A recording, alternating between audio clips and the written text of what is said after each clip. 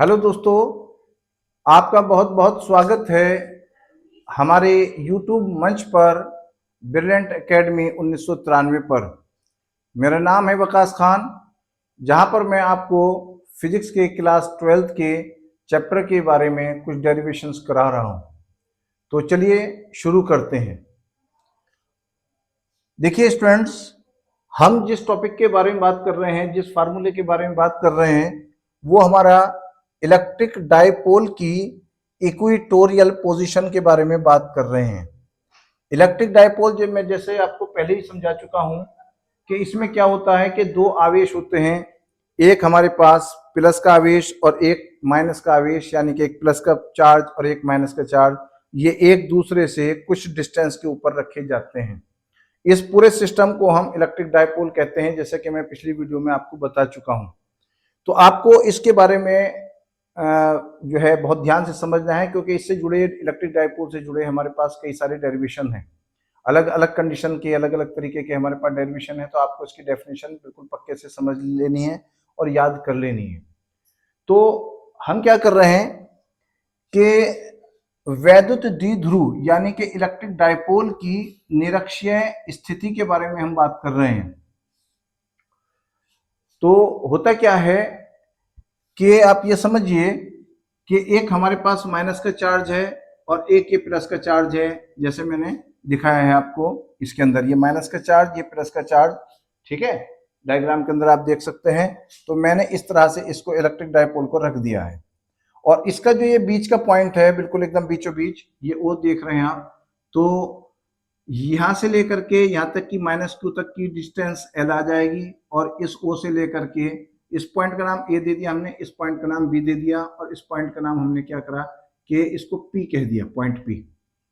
तो A से लेकर के O तक की जो डिस्टेंस है L है, और O से लेकर के B तक की जो डिस्टेंस है वो भी L है, क्योंकि मैं पहले ही बता चुका हूं आपको कि इस वाले चार्ज से -q चार्ज से लेकर के +q चार्ज तक की जो डिस्टेंस आएगी वो 2L आएगी। तो यहां तक आप समझ गए। अब इस पॉइंट O से हमने एकदम बिल्कुल परपेंडिकुलरी एक लाइन खींच दी, और उस लाइन के ऊपर हमने क्या काम करा, एक पॉइंट P ले लिया। तो जब पॉइंट P को के ऊपर हमें वैद्युत क्षेत्र की तीव्रता निकालनी है, तो इस स्थिति को बोलते हैं हम वैद्युत द्विध्रुव की निरक्षीय स्थिति। इससे पहले जो हमने डेरिवेशन निकाला था वो अक्षीय स्थिति में निकाल करके दिखाया था। आप उस पिछली वीडियो को जाकर के चेक कर सकते हैं, क्योंकि -q और +q जो चार्ज था उसको मिलाने वाली जो रेखा थी हमारी, उस रेखा के ऊपर पॉइंट P था।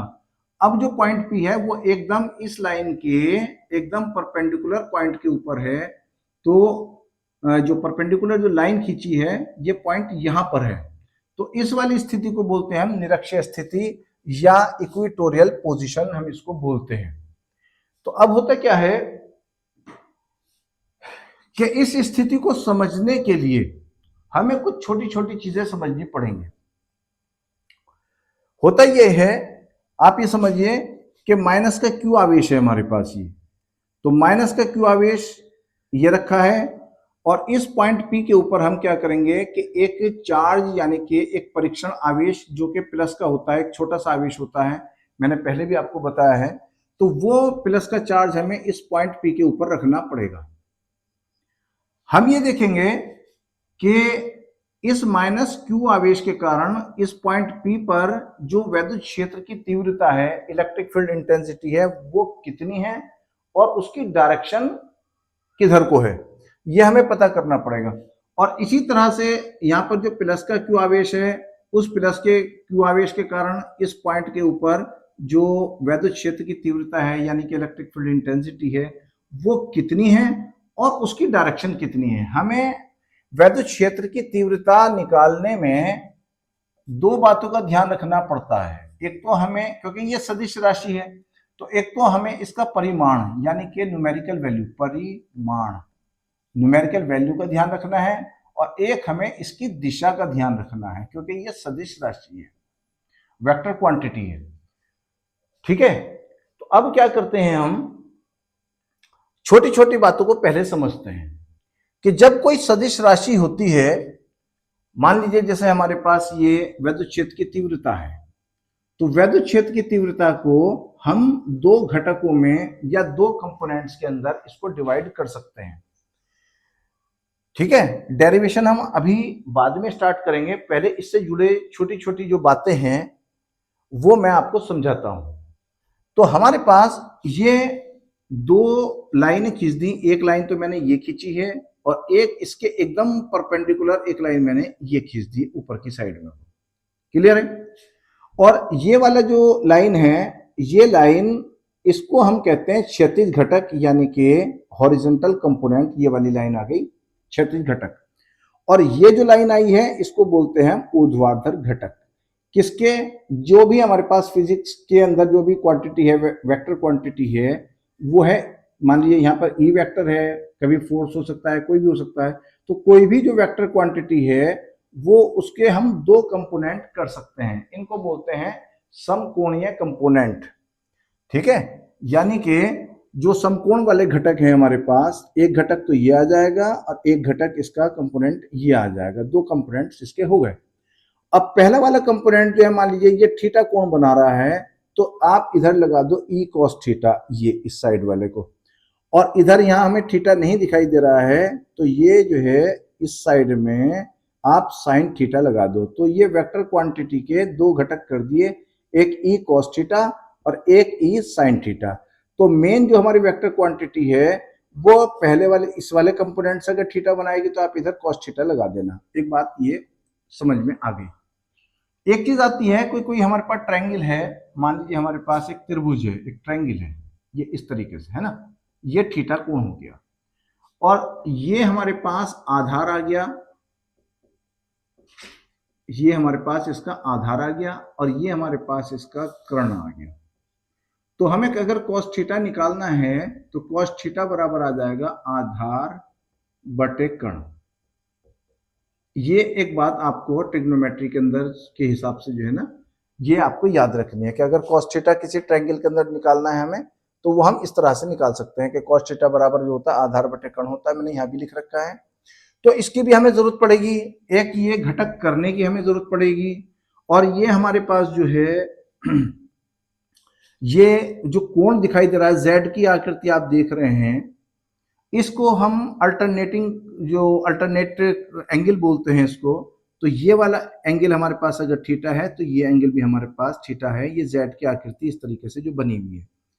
एक इसी तरह से हमारे पास संगत कोण के बारे में हम बता रहे हैं कि एक लाइन हमारे पास ए और बी, एक लाइन मैंने एक खींच दी, इसी लाइन के एकदम बिल्कुल पैरेलल मैंने एक लाइन सी और डी और खींच दी, और इसको हमने एक तिरछी लाइन या तिर्यक लाइन है ना, ये हमने तिरछी एक लाइन खींच दी है। तो यहाँ पर जो एंगल दिखाई दे रहा है थीटा, ठीक है ना, इस लाइन के और इस लाइन के बीच में जो एंगल दिखाई दे रहा है थीटा दिखाई दे रहा है। इसी तरीके से फिर आप ऊपर वाली की जो लाइन है, ये और इसी लाइन के बीच में जो एंगल बनेगा वो भी थीटा ही होगा। इसको संगत कोण कह रहे हैं और इसे अल्टरनेटिंग कोण या एकांतर कोण कह रहे हैं।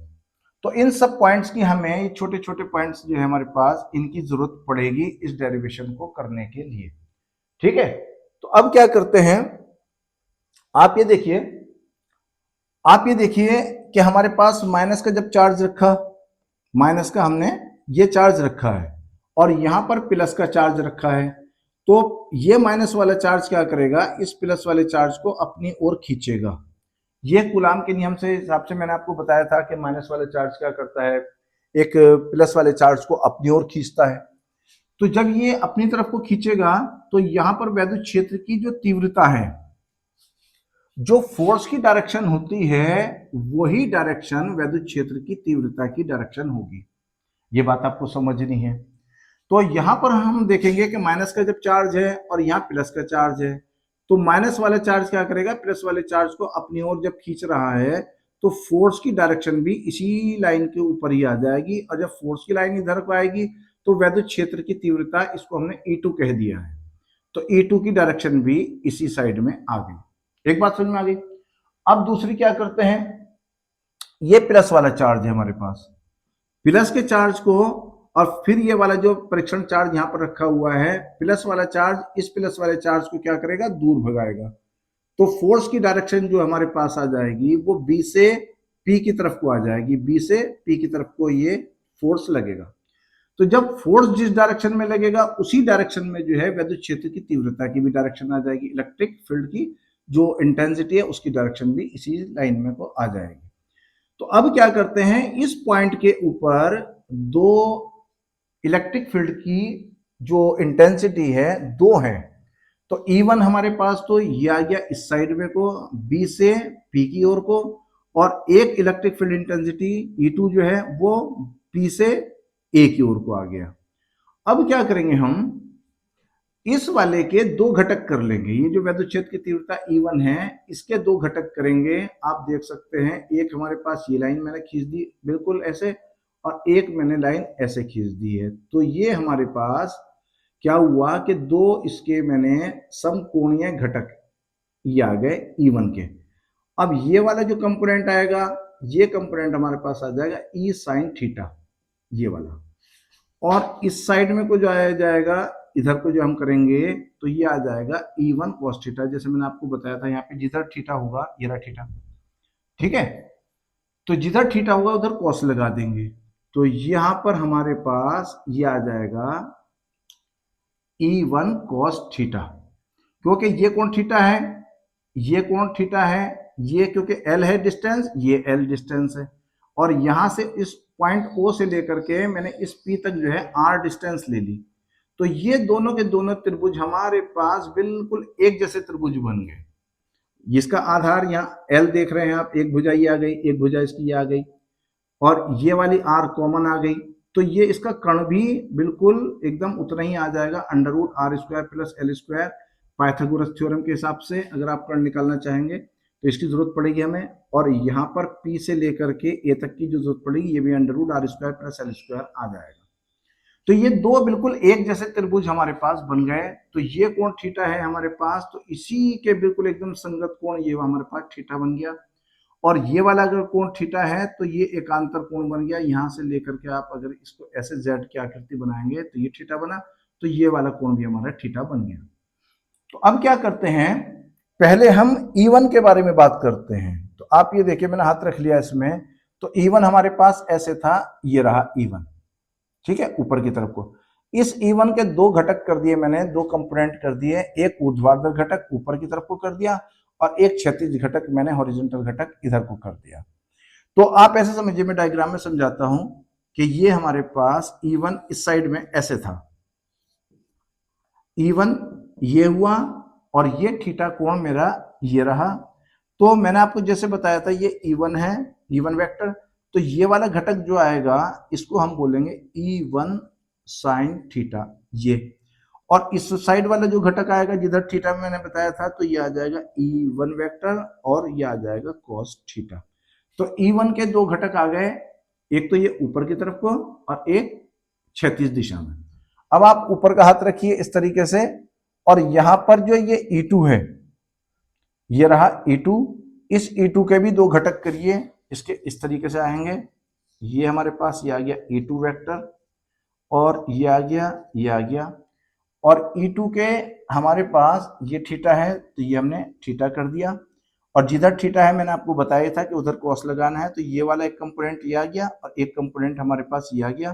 तो ये आ गया E2 वेक्टर और cos थीटा, और ये वाला आ जाएगा E2 वेक्टर sin थीटा। तो हमने E1 के भी और E2 के भी दो दो घटक कर दिए। अब E1 कितना है, ये हम जो है E1 को देखते हैं कि E1 है कितना। इससे पहली वीडियो में मैंने आपको बताया था कि एक बिंदु आवेश के कारण, ये रहा हमारे पास एक बिंदु के जैसा आवेश एक ये रखा, एक बिंदु आवेश ये रखा। तो एक टाइम में हम एक ही आवेश के बारे में बात करेंगे, चाहे आप माइनस वाले क्यू के बारे में बात कर लो या पहले प्लस क्यू वाले के बारे में बात कर लो। तो हम पहले बात कर रहे हैं प्लस क्यू के बारे में। तो यहां लिखते हैं प्लस क्यू आवेश के कारण बिंदु P पर वैद्युत क्षेत्र की तीव्रता। ये हम पहले ये देखेंगे कि ये जो हमारे पास प्लस का आवेश है, ये पॉइंट P पर कितनी वैद्युत क्षेत्र की तीव्रता बना रहा है तो उसका मान था E1। तो ये E1 आ जाएगा, E1 वेक्टर बराबर 1/4πε0 इंटू Q।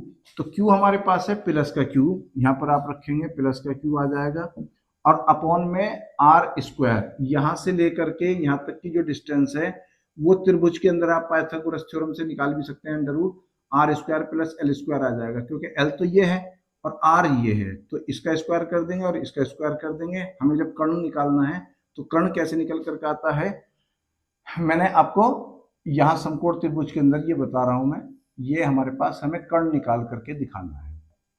तो कर्ण किसके बराबर आ जाएगा, हाइपोटेन्यूज इसको बोलते हैं, तो ये आ जाएगा लंब का स्क्वायर और ये आ जाएगा आधार का स्क्वायर। और अगर खाली कर्ण को निकालेंगे तो ये अंडर रूट के अंदर आ जाएगा लंब का स्क्वायर प्लस के आधार का स्क्वायर। तो हमारे पास ये आधार कितना था, L था, और ये कर्ण हमारे पास था R, ये लंब था हमारे पास R। तो इस R को स्क्वायर कर देंगे, ये मैंने कर दिया, और ये आधार का स्क्वायर कर देंगे, L स्क्वायर ये कर दिया, तो कर्ण निकल करके अंडर रूट में आ जाएगा R square plus L square. तो अब क्या करते हैं भाई, यहाँ पर under root R square plus के L स्क्वायर, और ये हमने इसका स्क्वायर कर दिया। अब इसमें हमें दिशा और बतानी है, परिमाण तो हमारा ये निकल करके आ गया, लेकिन हमें दिशा और बतानी है। दिशा किधर को है, B से P की ओर। यहां पर आपको दिशा लिखनी पड़ेगी, इक्वेशन तो ये 1 आ गई, लेकिन यहां पर लिखेंगे आप B से P की ओर, ये आपने BP डायरेक्शन बता दी।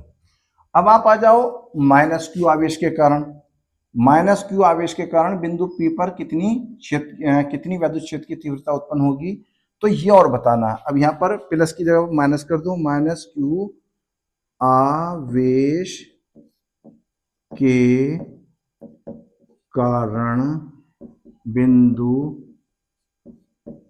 P पर वैद्युत क्षेत्र की तीव्रता। तो अब क्या करिए, E2 वेक्टर लगाना पड़ेगा 1/4πε0, और Q यहां पर जो है प्लस Q या माइनस Q नहीं लिखना है। यहां पर क्या होगा, इस प्लस Q और माइनस Q से क्या पता चलेगा, सिर्फ इसका डायरेक्शन का पता चलेगा हमारे पास। यहां हमें जो है E की डायरेक्शन और न्यूमेरिकल वैल्यू के बारे में बात करनी है। तो प्लस Q जब यहां पर रखा था तो खाली हमने Q रखा था, लेकिन प्लस Q के कारण जो वैद्युत क्षेत्र की तीव्रता थी उसकी डायरेक्शन बताई थी।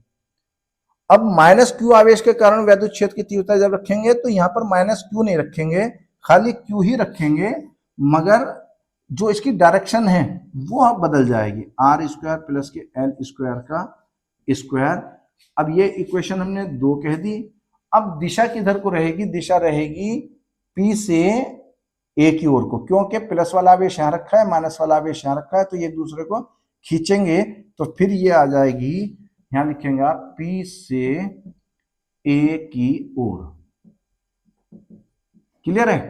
तो हमारे पास 2 तीव्रताएं निकल करके आ गई। अब पहली वाली तीव्रता के 2 घटक करेंगे और दूसरी वाली तीव्रता के 2 घटक करेंगे। E1 के मैंने आपको घटक बताया था कि E1 के अगर 2 घटक करते हैं, ये रहा हमारे पास E1 ऐसे, ये गया है ना, इसका एक घटक तो हमारे पास कंपोनेंट तो ये आ जाएगा, ये आएगा E1 sin थीटा, और इधर वाला जो घटक आएगा वो आएगा E1 cos थीटा, ये आ गया। अब क्या करिए, अब E2 के 2 घटक करिए। एक घटक हमारे पास ये आ जाएगा, इसका नाम है E2 sin थीटा, और एक घटक हमारे पास आ जाएगा ये इतना, ये E2 cos थीटा आ जाएगा। अब आप ये देखिए कि E1 sin थीटा और E2 sin थीटा ये एक दूसरे के बिल्कुल अपोजिट डायरेक्शन में है, ये तो ऊपर की तरफ को जा रहा है और ये नीचे की तरफ को जा रहा है, तो sin थीटा इसमें भी है और sin थीटा इसमें भी है। और E1 की जितनी वैल्यू है, जो न्यूमेरिकल वैल्यू है E1 की, वो है 1/4πε0 Q upon R square plus L square का अंडर रूट लगा हुआ था ना, तो ये अंडर रूट जो है इस स्क्वायर से खत्म हो जाएगा जब हम आगे करेंगे अभी, है ना। और E2 की वैल्यू जो है 1/4πε0 Q अपॉन अंडर रूट में R square plus L square का स्क्वायर करेंगे, तो ये भी अंडर रूट खत्म हो जाएगा, मगर न्यूमेरिकल वैल्यू दोनों की जो है वो बराबर है। मेरा कहने का ये मतलब है कि E1 की जो न्यूमेरिकल वैल्यू है और E2 की जो न्यूमेरिकल वैल्यू है वो बिल्कुल सेम है, और जब सेम है तो इसका जो कंपोनेंट आएगा E1 साइन थीटा ये ऊपर की तरफ को और E2 साइन थीटा ये नीचे की तरफ को, तो ये जो घटक हैं एक दूसरे को काट देंगे, तो इनके कारण यहाँ पर कोई भी विद्युत क्षेत्र की तीव्रता उत्पन्न नहीं होगी। अब पॉइंट P पर जो इलेक्ट्रिक फील्ड इंटेंसिटी या विद्युत क्षेत्र की तीव्रता बनेगी वो किसके कारण बनेगी? वो बनेगी इन दो घटकों के कारण। ये जो हमारे पास E1 cos थीटा है और E2 cos थीटा है, ये दो घटक इसी एक ही डायरेक्शन में को आ रहे हैं, तो इन दोनों का जो रिजल्टेंट बनेगा, जो परिणामी बनेगा, वही यहाँ पर बिंदु P पर विद्युत क्षेत्र की तीव्रता बनेगी। तो हम क्या काम करते हैं, ये बताते हैं कि E1 साइन थीटा बराबर E2 साइन थीटा, ये दोनों तो बराबर हैं और ये क्या करेंगे, निरस्त कर देंगे, एक दूसरे को क्या करेंगे, ये निरस्त कर देंगे। किसको? एक दूसरे को निरस्त कर देंगे, तो इनकी वैल्यू तो हो गई खत्म। अब बिंदु P, पॉइंट P के ऊपर यहां पर लिखेंगे बिंदु P पर वैद्युत क्षेत्र की तीव्रता, यानी कि उसको हमने E कह दिया है ना, E वेक्टर कह दिया, तो E वेक्टर जो बनेगा वो बनेगा E1 cos थीटा, यानी कि E1 vector cos theta plus E2 vector cos theta, इनके कारण बनेगी विद्युत क्षेत्र की तीव्रता। मतलब क्योंकि E1 cos थीटा भी उसी डायरेक्शन में है और E2 cos थीटा भी उसी डायरेक्शन में है, तो दोनों की डायरेक्शन एक ही ओर को है, तो ये जुड़ जाएंगे। अब हम क्या काम करते हैं, आप पहले इतना उतारिए, फिर उसके आगे मैं आपको समझाता हूं। चलिए स्टूडेंट्स, अब देखिए कि इस पॉइंट P के ऊपर विद्युत क्षेत्र की तीव्रता जो आ जाएगी वो E is equal to E1 cos theta plus E2 cos theta आ जाएगी। अब E1 की वैल्यू, न्यूमेरिकल वैल्यू जो है वो E2 के बराबर है, जिसमें मैं पहले ही बता चुका हूं, तो E1 cos थीटा और E2 cos थीटा ये दोनों जुड़ करके हमारे पास आ जाएंगे 2E1 cos थीटा, यानी कि E1 की वैल्यू जो न्यूमेरिकल वैल्यू है वो E2 के इक्वल है ना। तो हम क्या करें, 2 E1 की वैल्यू आई थी 1/4 पाई एप्सिलॉन 0 और Q अपॉन अंडर रूट में R स्क्वायर प्लस के L स्क्वायर का square into cos theta. cos theta जो है ये वाले जैसे त्रिभुज है, आप देख सकते हैं POB है ना, तो हमें अगर cos थीटा निकालना है तो आधार बटे कर्ण, आधार आ गया हमारे पास ये L, यहाँ से O से लेकर के B तक आधार आ गया, और कर्ण हमारे पास ये आ गया under root R square plus L square, तो ये आ गया आधार, यानी कि L upon under root R square plus के L स्क्वायर, ये cos थीटा की वैल्यू रख दी हमने। तो 2Q और L, तो ये 2QL जो है Q इंटू 2L लिख सकते हैं आप इसे, और ये आ जाएगा 1/4 पाई एप्सिलॉन 0। ये जो R square plus L square के ऊपर अंडर रूट चढ़ा हुआ है, ये अंडर रूट इस स्क्वायर से क्या हो जाएगा, खत्म हो जाएगा, क्योंकि under root R square plus L square का मतलब क्या होता है, R square plus L square की पावर 1/2, और जब आप इसका स्क्वायर करोगे तो यहाँ स्क्वायर करोगे तो ये कट जाएगा, और ये निकल करके आ जाएगा R square plus L square, R square plus L square, ये पावर कट गई, ये बचा हमारे पास। क्लियर है? अब क्या करो आप, ये मिला करके इससे ये बन जाएगा R square plus L square, ये आ गया, और इसकी पावर जो है वो 1/2 पावर है ही है, ये आ जाएगा R square plus L square की पावर 1/2, 1/2 पावर इसमें है और एक पावर इसके अंदर है, तो ये 3/2 पावर आ जाएगी 1/4 पाई एप्सिलॉन 0, और Q2L जो है ये बन जाता है वैद्युत द्विध्रुव आघूर्ण, ये मैं पहले भी आपको बता चुका हूँ, P बराबर होता है Q इंटू 2L, वैद्युत द्विध्रुव आघूर्ण P बराबर Q इंटू 2L होता है, तो Q इंटू 2L को हमने P लिख दिया, और ये R square plus L square जो है, R square plus L square की पावर कितनी आ जाएगी, 3/2। अब क्या करिए, यहाँ पे E चल ही रहा है आपका, ये E चल रहा है विद्युत क्षेत्र की तीव्रता। अब इस पावर को, ये जो R स्क्वायर है ये बहुत बहुत बड़ा हो जाएगा L स्क्वायर से, इसलिए हम क्या काम करेंगे, इस एल स्क्वायर को छोड़ देंगे। क्यों? क्योंकि एल की वैल्यू जो है बहुत कम है ये, और जब इसका स्क्वायर करेंगे तो वो और भी बहुत कम हो जाएगी। और आर स्क्वायर जो है ये बड़ी वैल्यू है, और जब बड़ी वैल्यू का हम बड़ा करेंगे, जब स्क्वायर करेंगे तो ये आर स्क्वायर बहुत बड़ा हो जाएगा, और एल स्क्वायर का जब स्क्वायर एल का जब स्क्वायर करेंगे तो ये बहुत छोटा हो जाएगा। तो आर स्क्वायर जो है बहुत बड़ा हो जाएगा एल स्क्वायर से, तो इसलिए एल स्क्वायर को हम छोड़ देंगे। तो ये हमने छोड़ दिया, और ये निकल कर के आया 1/4 पाई एप्सिलॉन 0 और P अपॉन आर स्क्वायर की पावर 3/2। एल स्क्वायर को हमने छोड़ दिया, इस 2 से ये 2 कट गया। ये आया 1/4 pi epsilon 0 P upon R की पावर 3, ये आर की पावर 3 हो गया। तो ये हमारे पास फार्मूला, मेन जो फार्मूला निकल कर के आया वो ये है, E बराबर 1/4 pi epsilon 0 P upon R की पावर 3। ये हमारे पास न्यूटन पर कूलाम ये आंसर निकल करके आया। ठीक है, तो स्टूडेंट्स आपने देखा कि हमने जो ये फार्मूला निकाला है, ये निकाला है वैद्युत द्विध्रुव के कारण निरक्षीय स्थिति में किसी बिंदु पर वैद्युत क्षेत्र की तीव्रता, ये फार्मूला हमने निकाला है। बहुत इंपॉर्टेंट फार्मूला है, पेपर के अंदर आता है और बहुत ही ज्यादा इंपॉर्टेंट है। इसके ये छोटे छोटे पॉइंट आपको समझने हैं। ये वीडियो थोड़ी लंबी तो है ही है, और अगर आपको ये पसंद आती है, अगर आप धैर्य से इसको देखते हैं तो आपकी कई बार इसको देखिए, आपकी नॉलेज बढ़ेगी। इंपॉर्टेंट डेरिवेशन है बहुत ज़्यादा। तो मैं तो यही कहूँगा कि आप इसको ध्यान से देखिए और अपने दोस्तों के साथ इसको शेयर करिए। अगर आपको पसंद आती है तो इस चैनल को सब्सक्राइब करिए। ठीक है, चलिए।